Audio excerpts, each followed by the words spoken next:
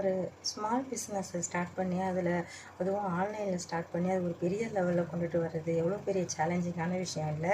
நம்ம குடும்பத்துக்காக நம்ம ஏதோ ஒரு வழியில் நம்ம சப்போர்ட்டாக இருக்கணும் அப்படின்னு சொல்லிட்டு நமக்கு வந்தோம்னா, நம்ம இத்தனைக்கும் மீடியாவில் நம்ம ஓரளவுக்கு வந்திருக்கோம்.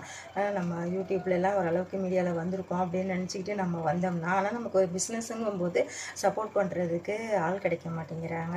சரி, ஓகே, நம்ம ரீச் பண்ணுறது கரெக்டாக இல்லையோ, நம்ம வேறு ப்ரொமோஷனுக்கு சொல்லி பார்க்கலாம் அப்படின்னு சொல்லி பார்த்தா, அவங்க கேட்குற ரேட்டை பார்த்தா அந்த காசு இருந்துச்சுன்னா நானே ஏதோ ஒரு வழியில் கண்டிப்பாக சக்ஸஸ் பண்ணிடுவேன் அப்படிங்கிற மாதிரி அங்கேயும் கொடுக்க மனசு வர மாட்டேங்குது.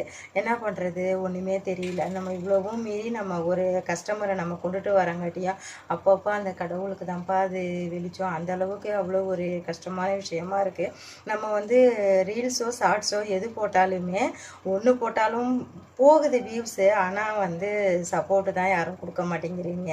என்ன பண்ணுறது? இதில் என்னென்னா ஊர் பெற்ற பேர் என்னென்னா, உனக்கு என்னப்பா நீ பெரிய பிஸ்னஸ் உமன், பெரிய ஆளாகிட்ட, சொந்த காலில் நிற்கிற அப்படிங்கிறாங்க. என்ன பண்ணுறது? ஒன்றுமே பண்ணுறதுக்கு முடியல. கஷ்டமாக தான் இருக்குது. பார்ப்போம், ஏதாச்சும் யோசிப்போம்.